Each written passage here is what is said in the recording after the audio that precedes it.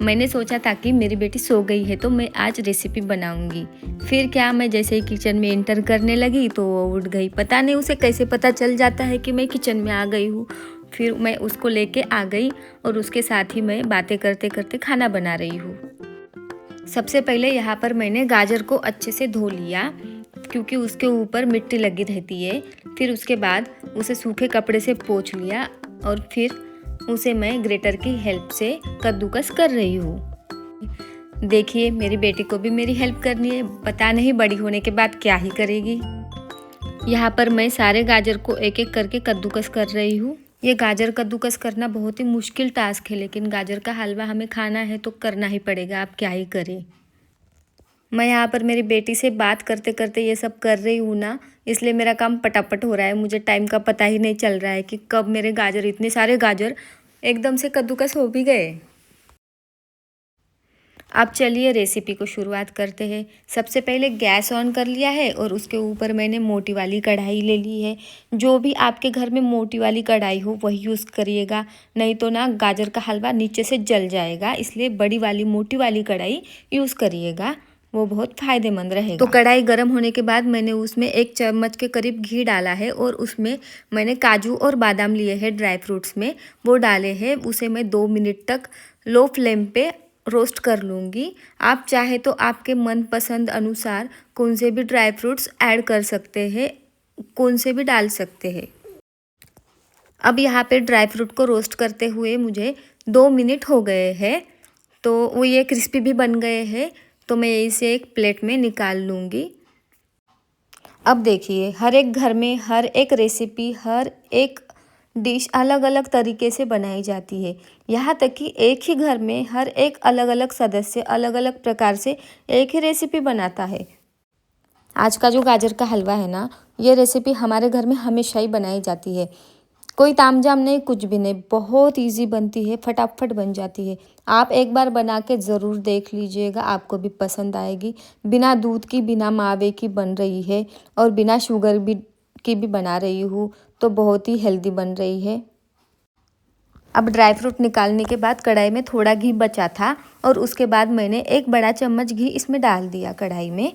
फिर उसके बाद कद्दूकस किया हुआ गाजर डाल दिया, उसको अच्छे से मिक्स कर दिया, उसको भाप आने तक रख दिया। 2 मिनट तक अच्छे से भाप निकल आई उसमें और वो गाजर जो है ये सॉफ्ट बन गया है अभी इस मोमेंट पर, देखिएगा आप। फिर इसके बाद हम इसको और ढककर रख देंगे, इसको भाप में इसे सेकने देंगे। अब मैं यहाँ पर ले रही हूँ गुड़। तो चलिए, गुड़ को पहले काट लेंगे, अच्छे से बारीक बारीक काट लेंगे क्योंकि ये पकने में फिर ज़्यादा समय नहीं लेगा, इसलिए जब तक कि वहाँ अपना गाजर जो है वो सॉफ्ट बन रहा है, वो खुद की भाप में सेक रहा है। अब हमें गाजर को हमने ढककर रखा है ना, तो उसकी भाप में हमें वहाँ 50% पकाना है, क्योंकि एक बार हम गुड़ या चीनी डालेंगे ना तो वो जल्दी नहीं पकेगा। इसलिए ऐसे हमें बार बार खोल कर सब हिलाकर देखना है कि नीचे ये लग ना जाए, जल ना जाए, इसलिए बार बार देखते रहिएगा 2-2 मिनट के बाद। अब 50% गाजर पका हुआ है, तो इसके बाद मैंने यहाँ पर गुड़ डाल दिया है। जैसे कि हमें कम ज़्यादा, कोई कोई मीठा खाता है, कोई मीठा नहीं खाता है, तो हम अपने मनपसंद अनुसार इसमें गुड़ या चीनी डाल सकते हैं। गुड़ डालने के बाद मैंने यहाँ पर ढक्कन रखकर गाजर को ढक दिया। अब वो गुड़ पानी छोड़ेगा, तब तक मैं अपना टाइम क्यों वेस्ट करूँ, तब तक ये 2-4 बर्तन है वो भी मैं धो के रख रही हूँ। अब देखिए, यहाँ पर गुड़ पिघलने लगा है। हमें बीच बीच में ऐसे इसे मिक्स करना पड़ेगा, नहीं तो ये नीचे से जल जाएगा। देखिए कैसे पानी पानी बन गया है। यहाँ हमें दूध डालने की भी ज़रूरत नहीं है, क्योंकि ये गुड़ या चीनी हो, पानी अपना अपना छोड़ देता है ना, तो हमें दूध अलग से डालने की ज़रूरत नहीं रहती है। अब हर किसी की चॉइस रहती है, आपको दूध पसंद है तो आप डाल सकते हैं। हमारे घर में दूध पसंद नहीं है तो हम नहीं डालते हैं। यहाँ मैं 2 से 3 इलायची ले रही हूँ, उसके ऊपर का छिलका उतार ले रही हूँ। इलायची का ऊपर का छिलका उतारने के बाद उसे कूटने में दिक्कत नहीं होगी, इसलिए मैं छिलका उतार कर ही डाल रही हूँ।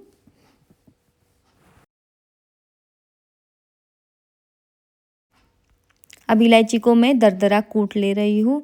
अब देखते हैं हम हमारा हलवा कौन से स्टेज तक आया है। देखिए कितना अच्छा लग रहा है, कलर देखिए उसका। एक बार और अच्छे से मिक्स कर लेंगे। फिर उसके बाद हम डाल देंगे इलायची।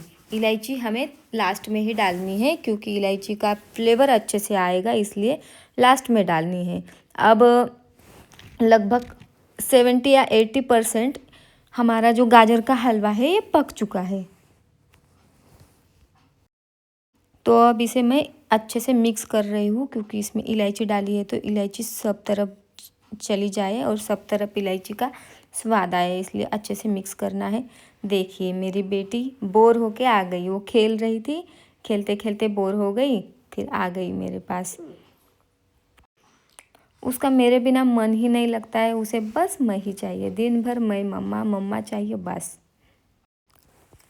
आप देख सकते हैं कि बिना ताम झाम का, बिना दूध का, बिना चीनी का, बिना मावे का मैंने इतना इजी हलवा बना दिया है। बस मुझे 10 से 15 मिनट लगे हैं इस हलवे को बनाने में। अब ऊपर से हम इसमें ड्राई फ्रूट ऐड कर लेंगे और उसे मिक्स कर देंगे। थोड़े ड्राई फ्रूट मैंने बचा के रखे हैं क्योंकि मैं उसे ऊपर से डालूँगी। यहाँ मैं देख रही हूँ कि ये पका है या नहीं, वैसे तो मैंने पहले भी देख लिया है, फिर एक बार देख ले रही हूँ। अब मैं इसे सर्विंग बाउल में निकाल ले रही हूँ। आप इसे ठंडा होने के बाद खा सकते हैं, ठंडा होने के बाद और भी अच्छा लगता है। ये 7-8 दिन तक टिकता है, इसे कुछ भी नहीं होता है, बस इसे फ्रिज में स्टोर करके रखना पड़ेगा, कुछ भी नहीं होता है। बस कढ़ाई का मैं सारा पोंछ के निकाल ले रही हूँ क्योंकि एक भी दाना वेस्ट नहीं जाना चाहिए। इतनी मेहनत से बनाया है और सबको पसंद आता है तो वेस्ट क्यों करना है। देखिए इतना सारा बन गया है, तो अब खाने के लिए तैयार हो गया।